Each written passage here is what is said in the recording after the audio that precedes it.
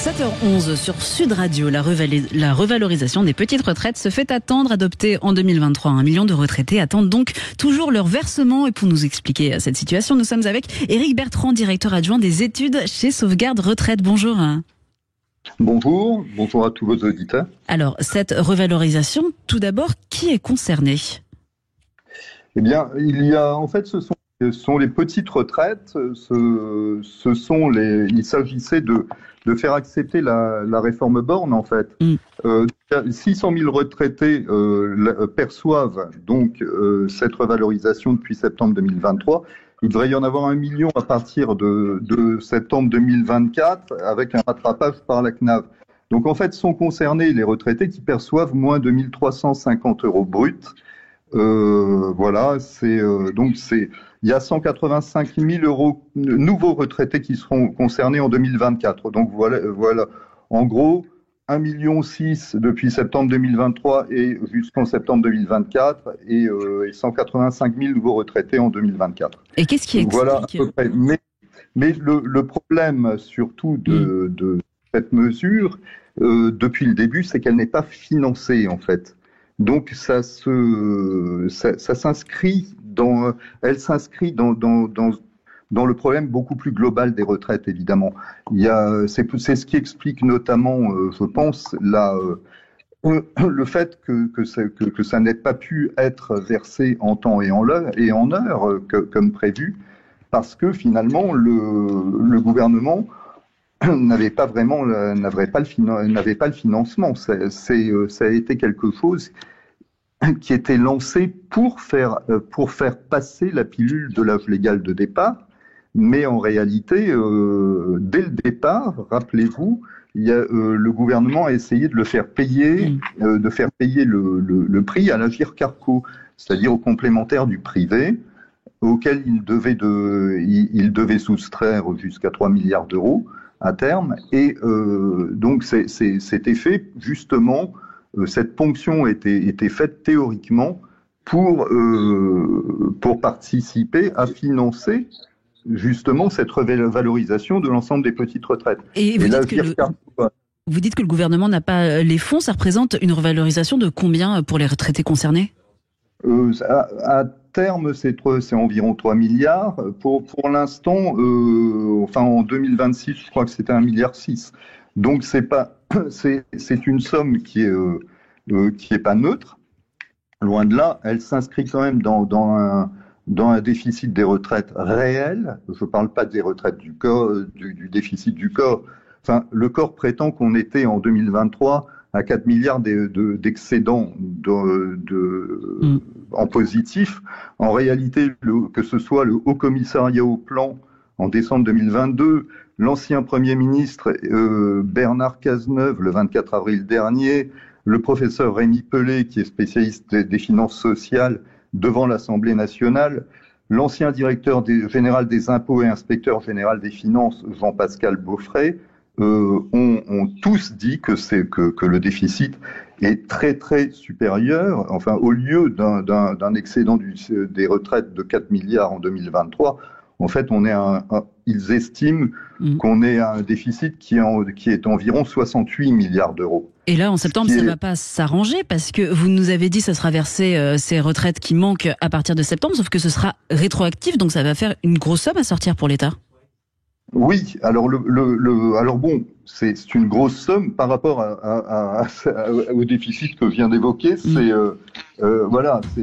relatif, mais oui, c'est une grosse somme et l'État ne les a pas. L'État, il a 3100 milliards de dettes à l'heure actuelle, et s'il fait des réformes des retraites, c'est pour dire aux créanciers, vous voyez qu'on est solvable, vous pouvez continuer à nous prêter pour payer entre autres les retraites qui sont payées sur la dette.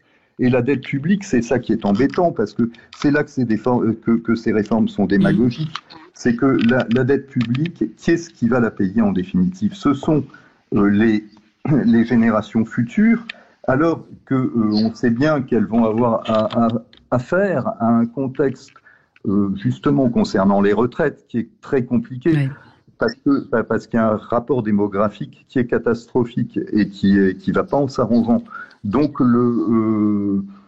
Donc, on va faire porter aux générations futures des choses qui sont absolument pas, qui ne sont absolument pas financées par l'État, qui sont financées que par la dette, et elles vont avoir à payer la grande dépendance de leurs anciens, enfin des seniors, les pensions, et sans compter effectivement les intérêts de la dette, etc. Ça va être très vite catastrophique. Et là, le groupe Insoumis à l'Assemblée, via hier, sa présidente Mathilde Panot a annoncé déposer un projet de loi pour abroger la réforme des retraites. Est-ce que vous attendez quelque chose de ce projet de loi ? Non, on attend. Non, finalement, c'est pas ça. La réforme, elle doit être beaucoup plus globale. La réforme Borne était une réforme qui était faite, comme je disais, pour rassurer les créanciers et pour dire, vous voyez, on n'a pas pu faire la première, on en fait une seconde qui va plus passer. D'ailleurs, elle est passée elle aussi au 49.3.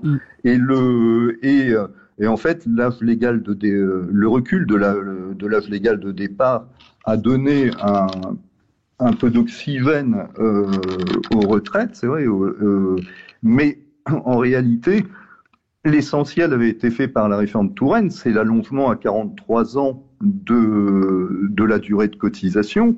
Et à partir de là, évidemment, le recul de l'âge de départ de 2 ans, ça comptait, mais à la marge, parce que si vous prenez 43 ans de cotisation, de toute manière, la plupart des gens vont à 64 ans, d'ores et déjà.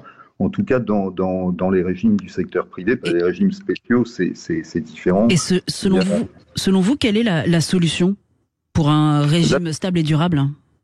Écoutez, la première solution pour nous, mais ça fait longtemps qu'on le dit, c'est déjà que l'État gère ses propres régimes convenablement, puisque les régimes spéciaux du secteur public, tout compris, à commencer par ceux des fonctionnaires, qui sont les plus gros, ça représente, je vois que le déficit du régime des fonctionnaires à lui seul, c'est 30 milliards d'euros. Et il n'y a pas de caisse de retraite de la fonction publique d'État. Donc, en réalité, c'est payé par l'impôt et par le jeu de subventions d'équilibre et de surcotisation. Donc, nous, ce qu'on demande, c'est déjà qu'il y ait, mais alors bon, évidemment, les syndicats de fonctionnaires, etc., sont vent debout, et on les comprend, parce qu'il y a des privilèges à la clé, mais néanmoins, le gros problème, il est là. Si on ne peut pas continuer à avoir un système, en fait, qui s'apparente à un traitement à vie, parce que c'est plutôt à ça que ça ressemble. Ça participe pas de la logique de la répartition. Ouais. Et de l'autre côté, un système assurantiel sur le privé dont les rendements ne cessent pas de baisser et qui sont toujours, et aujourd'hui encore, à chaque fois que l'État cherche de l'argent, il vise les réserves de la Vircarco. Mais les réserves de la Vircarco, on parle d'un pactole, et en réalité, ça représente une sécurité de 9 mois de paiement des pensions. D'accord. Oui, donc c'est pas, vous voyez, c'est un pactole très relatif, vu qu'il y a des défis qui arrivent avec l'arrivée à la retraite de grand nombre de monde. Merci beaucoup, Éric Bertrand, directeur adjoint des études chez Sauvegarde Retraite, pour ces explications.